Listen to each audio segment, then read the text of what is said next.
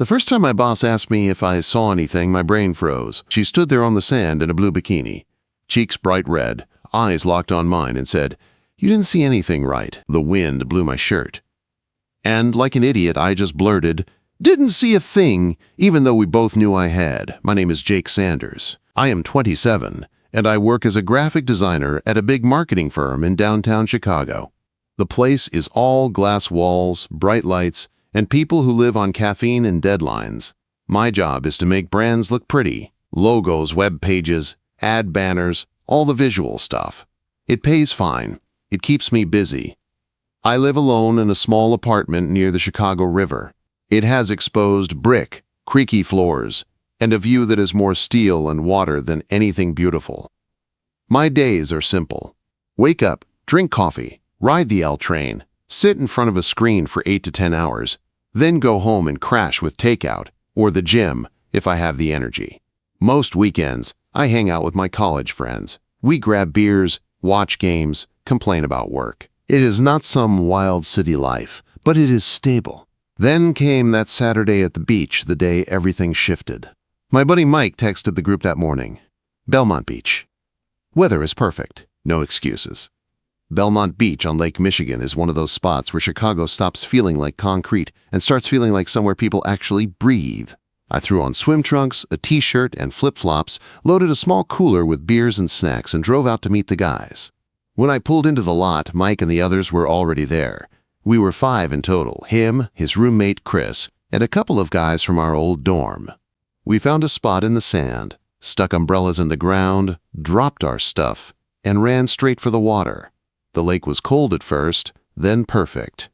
The sun was bright, kids were yelling, music floated over from different groups.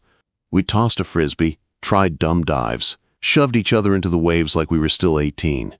By midday, we moved to a game of beach volleyball. I am not some pro athlete, but I held my own. I even managed a decent spike that had Mike yelling like we had won a championship. I also tripped, ate sand, and got a face full of grit. It was stupid and fun, and far from anything that smelled like a client meeting. After a while, the heat got heavy. The guys wanted food, so they lined up at a hot dog stand near the path. I felt restless, like I needed to move, or my brain would start wandering back to Monday's work. "I am going to walk for a bit," I said, brushing sand off my legs. "Stretch my legs." "Suit yourself," Mike called, already halfway to the vendor. I kicked off my flip-flops and walked along the shore, letting the wet sand squeeze between my toes. The waves lapped at my ankles. The air smelled like sunscreen and lake water. For once, my mind was blank. I headed north, away from the thickest crowds. Families thinned out. The sound of music faded. Seagulls floated above, waiting for someone to drop a fry. That was when I saw her. At first, she was just another woman by the water, standing near the edge with another girl, both laughing about something. She had a blue striped bikini and a light wrap tied around her waist. Her dark hair was loose and a little wavy from the humidity. She tipped her head back when she laughed, sunlight catching her features. I almost kept walking.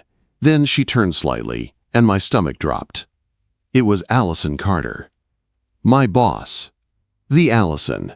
35, sharp as a blade, creative director of our team. In the office, she wears fitted suits, heels that click like a metronome, and an expression that says she does not have time for nonsense. Her hair is always pulled back neat. Her words are short and clear. People straighten up when she walks by. I had never seen her in anything less than full work armor. For a second, I thought I was wrong. Maybe this was just someone who looked like her. But then she turned more, and there was no doubt. Same jawline, same focused eyes, same little frown line between her eyebrows when she listened. I panicked. I could pretend I did not see her. I could turn around, dive into the lake, bury myself in the sand, anything but run into my boss while she was in a bikini. Before I could decide, the wind decided for me. A strong gust came off the lake, sharp and sudden. It kicked up sand, toppled a couple of umbrellas down the shore, and hit Allison full on. Her light wrap, a thin sarong, snapped like a flag and flew open. For one split second, everything happened too fast. The wrap blew completely loose. Her bikini top shifted just a little. It was nothing wild, not full-on exposure. Just a quick, very real flash of skin she had not meant to share with anyone, let alone an employee. Her hands flew to catch the fabric, face flushing a deep red as she dragged it back around her. And she looked up. Our eyes met in that exact moment. I felt heat rush down my neck and into my chest. I turned my face away out of instinct, but it was too late. We both knew what I had just seen. "Oh no," I muttered, feeling my heart slam. "Jake," she said, her voice tight with shock. I forced myself to look back at her, standing there, wrap clutched, cheeks burning, was my boss. Not the polished version from the 15th floor, but a real woman on a windy beach who had just had a very real wardrobe fail. "I did not know you were here," I said, my voice too high, too fast. "I was just walking. I did not mean to stare or anything. I was just the wind, and I was walking, and—" I shut my mouth before I made it worse. She glanced around like she was checking if anyone else had noticed. The other woman beside her, who I later learned was her sister, was trying hard not to laugh. A couple of people down the beach had looked up during the gust, but they were already back to their own lives. Allison took a breath, tied the wrap tighter around her waist, and met my eyes again. Her face was still pink, but there was something else there now, a tiny spark of humor under the horror. "You did not see anything, right?" she said, trying for a light tone. The wind blew my shirt. The wrap was not a shirt, but I knew what she meant. I swallowed hard and nodded fast. "Did not see a thing," I said, "just strong wind. Crazy Chicago day." Quote. It was the worst lie and the only right answer at the same time. For a beat, we just stood there, the waves washing in and out at our feet. The boss I usually saw in sharp lines and hard light was standing 3 feet away in blue stripes and bare skin, trusting me to shut my mouth. I had no idea that one stupid gust of wind was about to change everything between us. For a second after I said, "Did not see a thing," nobody spoke. The wind backed off. The world around us went back to normal. Kids yelled. Music played from a Bluetooth speaker nearby. A dog barked at the waves. But between me and Allison, the air felt thick.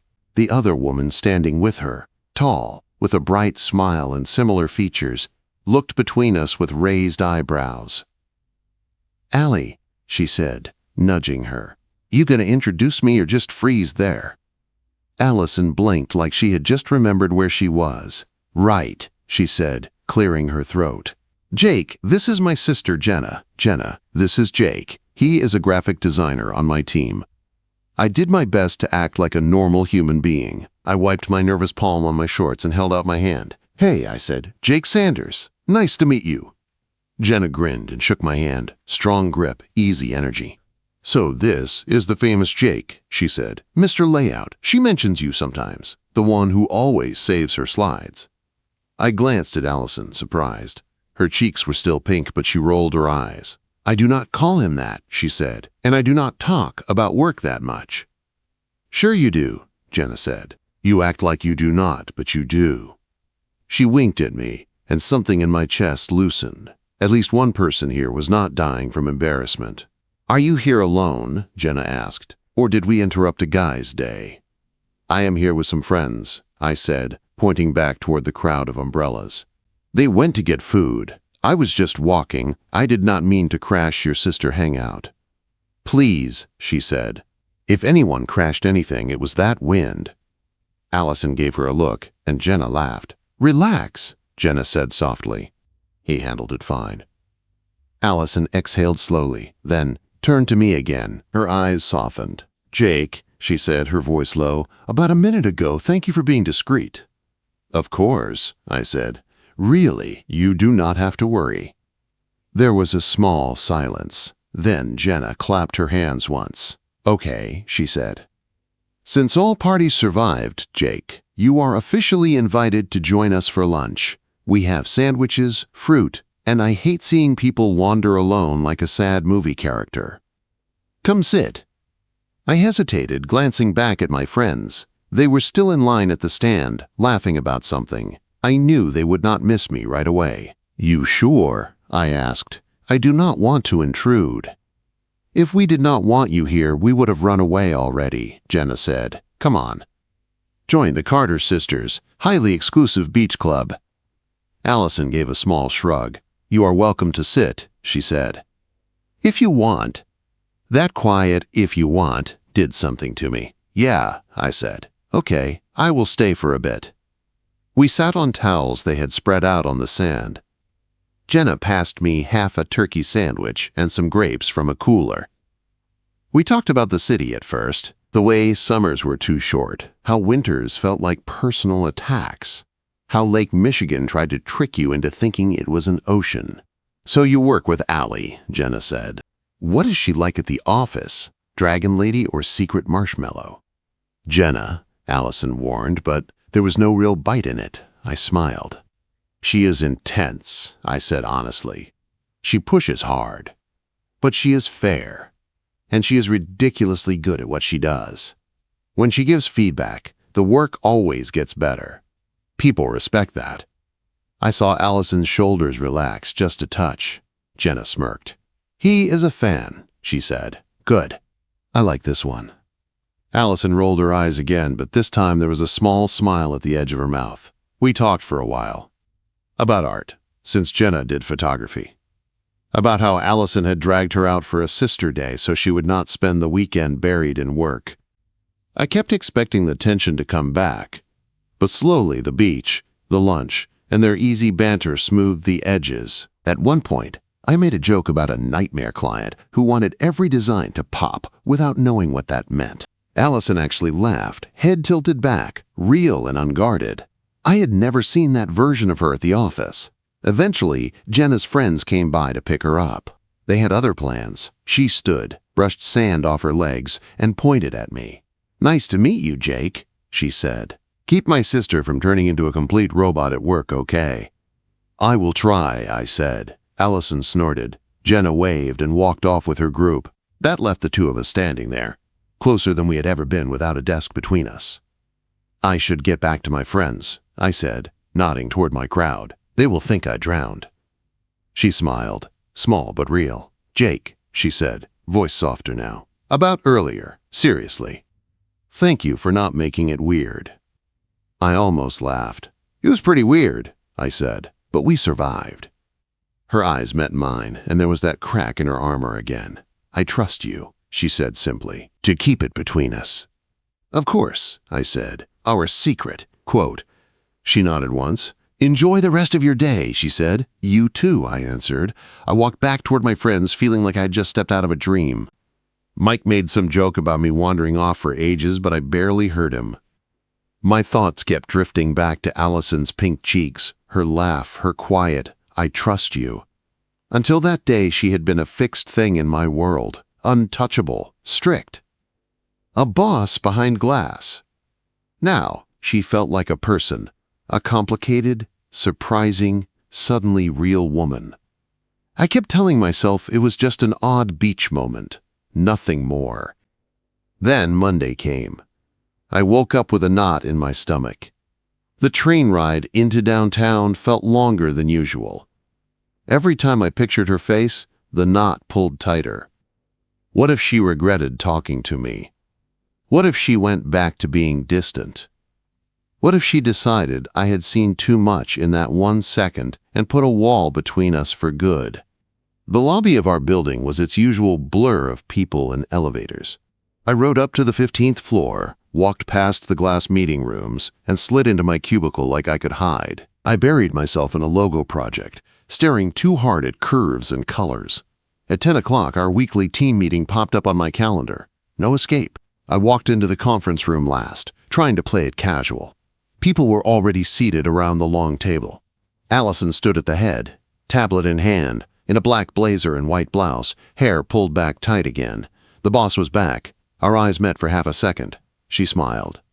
Not a big smile, not some secret grin, just a small, calm, real smile.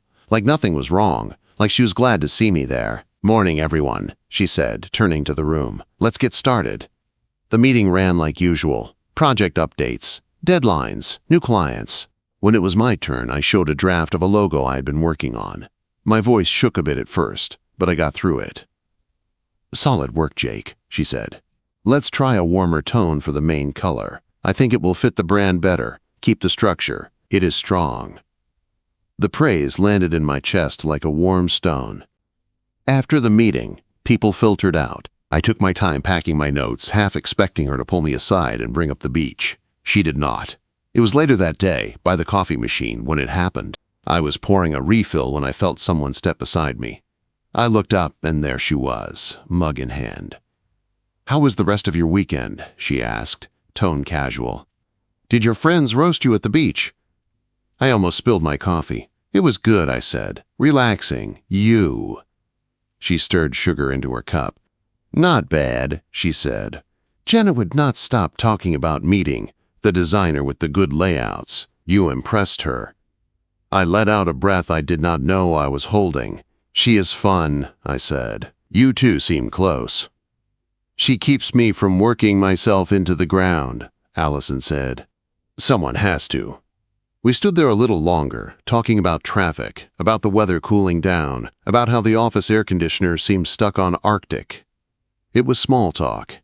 Nothing big, but it was more easy and natural than any conversation we had ever had outside of work tasks. As she walked away, she glanced back once and gave that same small, real smile from the meeting. The knot in my stomach began to unwind. The beach had not broken everything. If anything, it had opened a door. Over the next days, I noticed the difference. She started asking for my input more often in meetings, building on my ideas instead of just nodding and moving on. A week later, she sent a short message, asking if I could walk with her after work to help pick a birthday cake for Jenna. Standing in the lobby that Friday, waiting for her with my jacket on and my heart pounding, I knew one thing for sure. I was no longer just a random designer on her team. Whether I liked it or not, I was in her world now, and I wanted to see where that would lead. That Friday after work, standing in the lobby with my jacket on and my heart racing, I kept wondering if this was just a friendly errand or something more. Her email had been short. "Need help picking a birthday cake for Jenna. Bad at flavors. Join me after work." My treat. It looked casual, but to me it felt like a step into her life outside the office. She walked out of the elevator right on time, coat over her arm, hair a little looser than usual after a long day. When she saw me, her face softened. "Ready, cake consultant," she said. "Born ready," I replied, trying not to sound nervous. We walked through downtown Chicago as the city slipped into rush hour. Cars honked, buses hissed, and people streamed past us on the sidewalk. The air was crisp, early fall, with a bite that hinted winter was on the way. The bakery was a few blocks away, a small place with a bell on the door and glass cases full of frosted cakes and pastries. The smell of sugar and butter hit me as soon as we stepped inside. Allison walked straight to the display, studying each cake like it was a layout on a screen. "Chocolate is too heavy," she murmured. "Vanilla is too boring. Jenna hates anything that tastes fake." I pointed at a raspberry lemon cake with simple white frosting and fresh berries on top. "That one," I said. "It looks clean, not too sweet, kind of like her vibe, bright but not loud." She glanced at me, then at the cake, then back at me with a small approving nod. "Raspberry lemon," she said to the clerk. "You are hired, Jake." Official dessert advisor. We grabbed a couple of small coffees while they boxed the cake. We sat at a tiny table by the window, watching the crowd outside move like a river. "So," she said, taking a sip, "how did you end up in Chicago?" "You never said." "I grew up in a small town in Indiana," I said. "Cornfields, Friday night football, the whole thing." After college, Chicago felt like the closest city with real opportunities. It was either here or New York, and my bank account laughed at New York. She smiled. "Good choice," she said. "Chicago is rough, but it has a soul." "What about you?" I asked. "You always been here." She shook her head. "Milwaukee," she said. "Born and raised." I moved to Chicago after my parents died. Car accident when I was 18. Jenna was still in high school. There was no time for anything but survival. I worked days, took classes at night, did internships. I just kept going and never really stopped. Her voice stayed even, but there was a quiet pain under it. "I am sorry," I said softly. "That must have been heavy." "It was," she answered, "but it also made me who I am. I learned fast that no one was going to hand us anything. You either push or you sink. I chose to push." She tried to make it sound simple, but I heard the cost in every word. "Sometimes," she added, looking out the window, "I wonder what I missed by always being the strong one." I sat there, coffee cooling in my hands, seeing her differently, not just as a powerful boss, but as someone who had carried more than most people my age could imagine. "For what it is worth," I said, "you are not just strong, you are good. You make people better without crushing them. That is rare."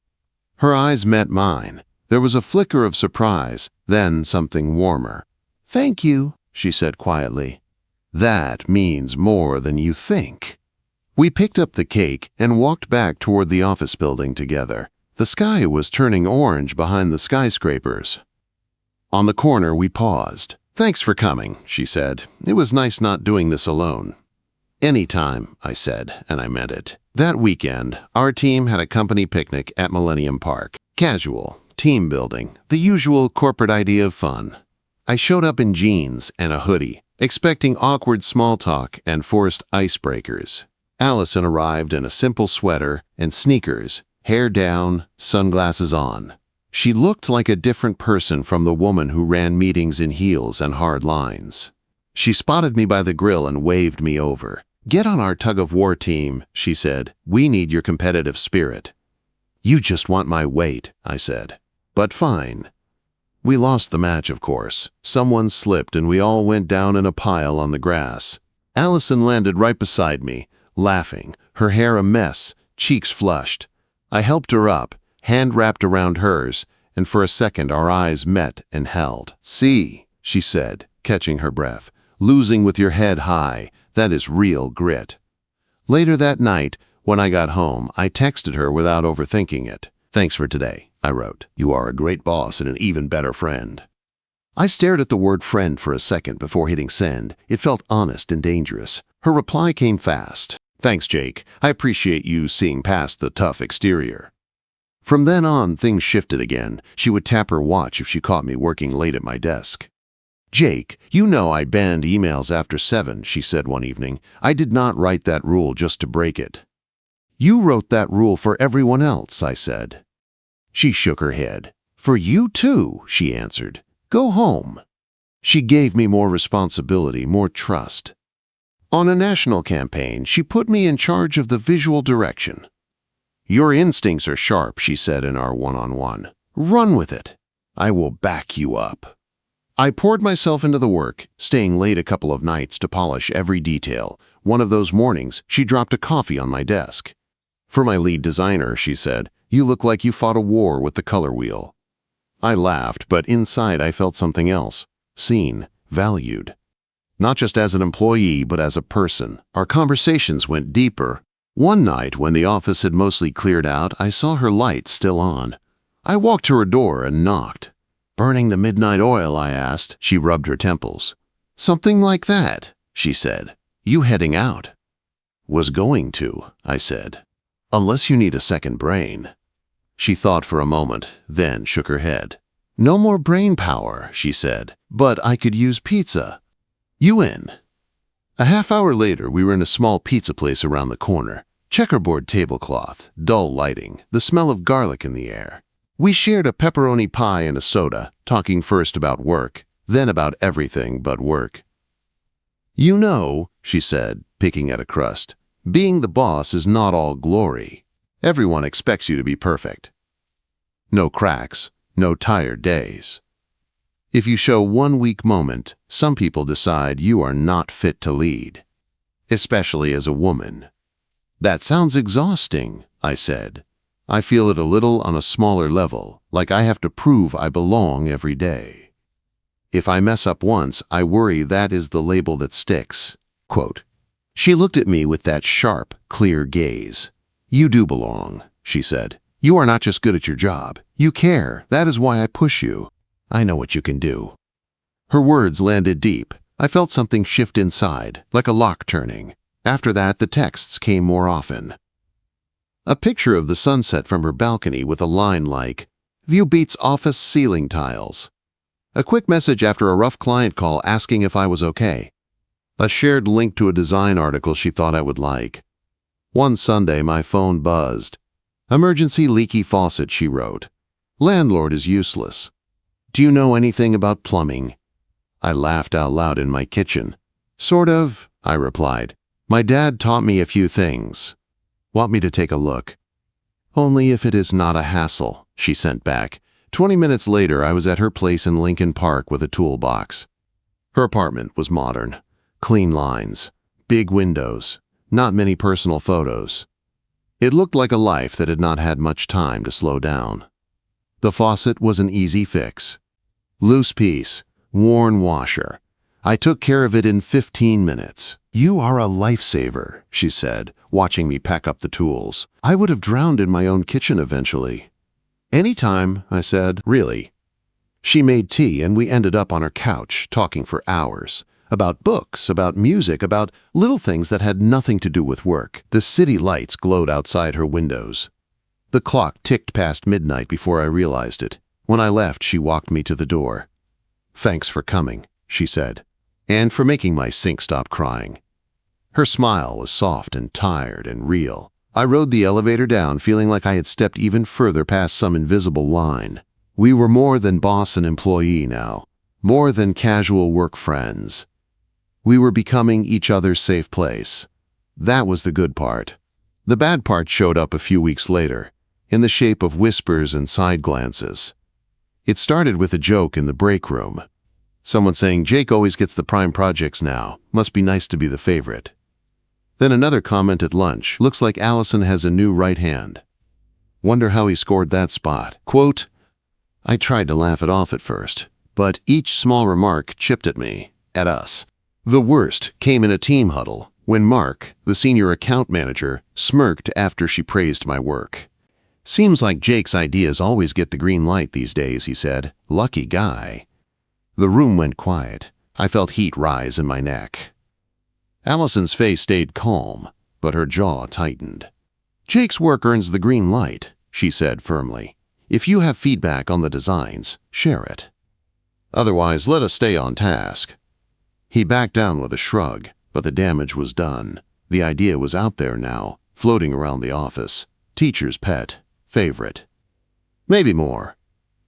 By the end of that day, my head was spinning. I did not want my work to look like a shortcut. I did not want her reputation dragged through mud. I also did not want to lose what we were slowly building. The tension sat on my shoulders like a weight as I walked toward her office, heart pounding, hand hovering near her door.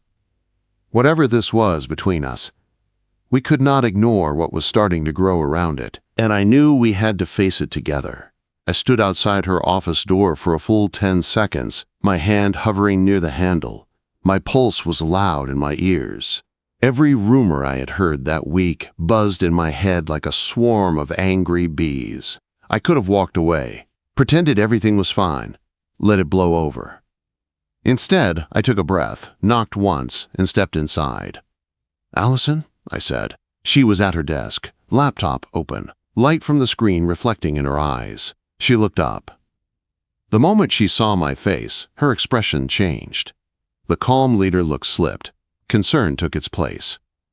"Close the door," she said quietly. I did. The soft click felt like the start of something we could not undo. "What happened?" she asked. I dropped into the chair across from her and rubbed my hands over my face. "The comments," I said. "Mark in the meeting, the jokes in the break room.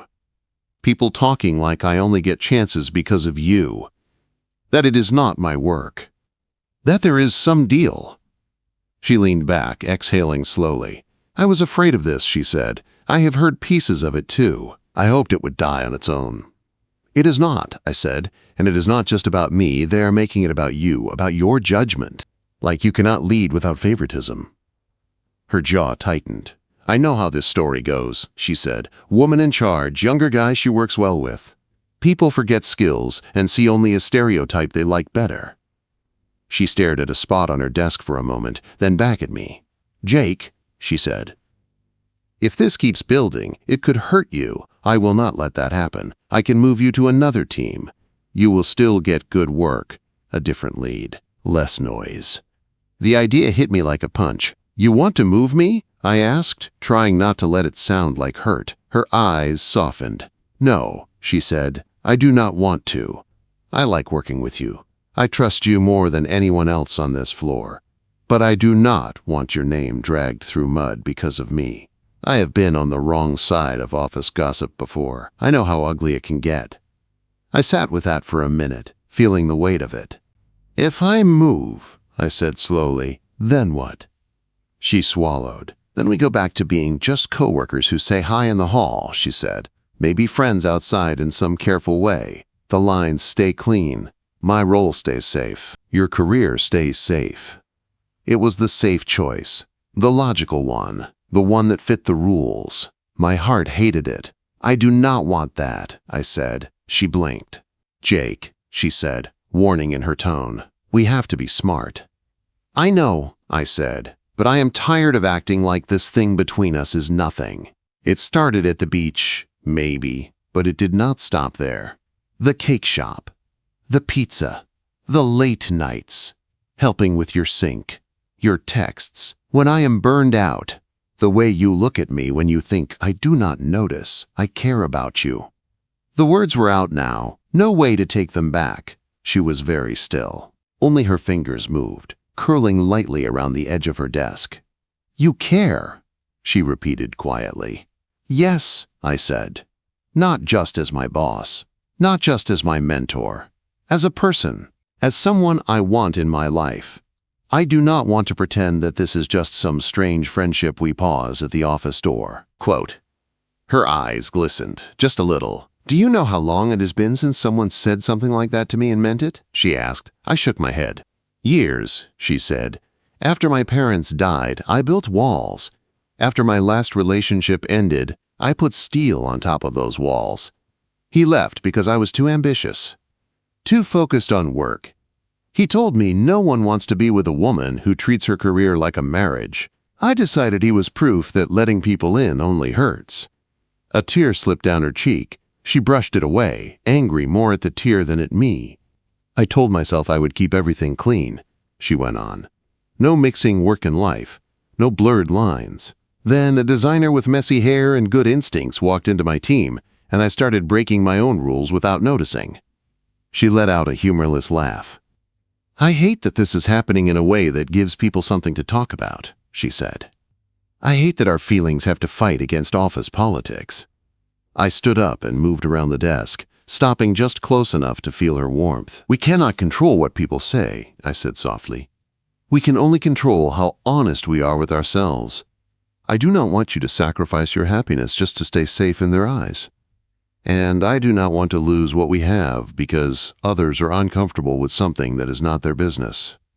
She tilted her head up to look at me. In that moment, she was not the perfect boss. She was a tired, brave woman who had carried too much alone. What do we do then? She whispered. I took a breath. We tell the truth, I said, to the people who need to hear it. Professionally, we set boundaries. We make sure our work stays clean. No shortcuts, no unfair picks.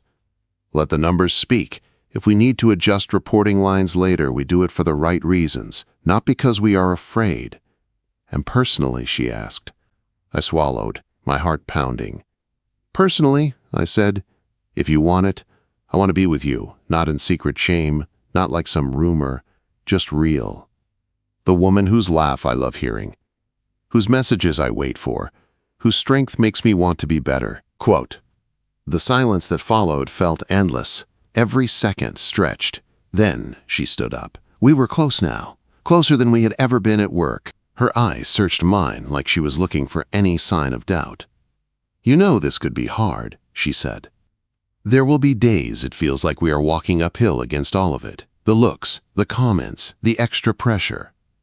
I know, I said, but I also know what the alternative feels like.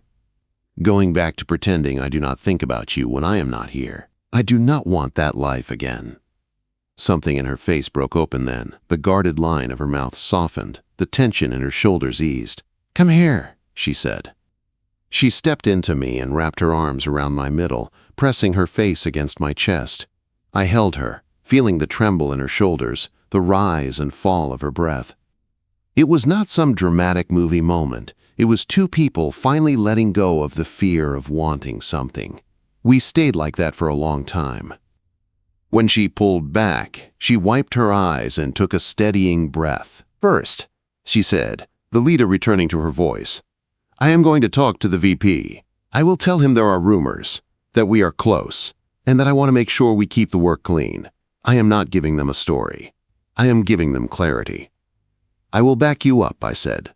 The next day she did exactly that. She sat down with the VP and HR, laid out the facts, the gossip, her expectations. She told them my performance spoke for itself, and that any review could check that. She made it clear she was not stepping down, but she was open to adjusting structure if it helped the team. They chose to keep me on her projects for the moment, with extra review points and clear documentation. No drama. No punishment, just a watchful eye. That same week, during an all-hands, the VP spoke to the whole department. We are tightening our policies on respect, he said. If anyone has concerns about bias, use the proper channels. But speculation about coworkers, personal lives has no place here. Focus on the work. That is all. He moved on. The message was short, but it landed. The whispers slowed, then stopped. People went back to worrying about clients and deadlines. A few came up to me quietly and said things like, glad you stood strong, or your work deserved the praise, man. Do not let anyone take that away from you. Outside the office, we let ourselves breathe, we told Jenna first. At her apartment, over brunch, we sat on her couch while she watched us with a knowing smirk. I knew it, she said, clapping, the way you two looked at each other at the beach. Wind or no wind, that was chemistry. Allison groaned and covered her face for a second, but she was smiling when she dropped her hands. Keep it down, she said. This is still new. New or not, Jenna said, hugging us both. It suits you. Our lives blended slowly after that. We did not rush into moving in together or big promises. We just kept choosing each other. We took the L together some mornings, standing side by side with coffees in hand. She added a second toothbrush to her bathroom. I kept a spare hoodie on the back of her chair. We cooked simple meals in my small kitchen. We spent Sundays at her place with takeout and sketchbooks, trading ideas. On a cool afternoon in late fall, we went back to Belmont Beach. The sky was pale, the water dark and calm. The sand was almost empty except for a few people walking dogs in jackets. The wind was gentle, nothing like the wild gust from that first day. We walked along the shoreline, shoes in hand, feet digging into the cold sand. The air smelled clean. Do you ever think about that first time? I asked. She gave me a look. When the wind tried to ruin my life, she said. That wind did us a favor, I said. She laughed. A real, full laugh that bounced off the quiet water. You know, she said, that moment was my worst nightmare. My worlds crossing in the worst way, work and private life, slamming into each other. But if it had not happened, I might never have let you see past the version of me I keep at the office door. She stopped walking and turned to face me, the lake stretching behind her. I used to think love was a weakness, she said. Something that would pull me away from who I needed to be. Now I know the right person stands beside you when you step into your life. They do not pull you out of it. I reached for her hand and laced our fingers together. And I used to think bosses were just people you survived, I said. Now I know they can also be the person who sees what you can become before you do. She smiled at that, soft, true, the kind of smile that still made my chest feel too tight. Jake, she said, her voice low. I am glad you were there that day. I am glad you looked away when you did. And I am glad you stayed when it got hard. I am not going anywhere, I said. I pulled her close and kissed her there on the quiet beach. No rush, no fear, just us. The wind tugged at her hair, gentle this time, like it had finally learned its lesson. When we pulled apart, she rested her head against my shoulder. We watched the water for a while, the city behind us and the open lake in front of us. My boss once said, "You did not see anything, right?" The wind blew my shirt. I said, "Did not see a thing." The truth is, I saw more than either of us knew that day. I saw the start of the life we were building now,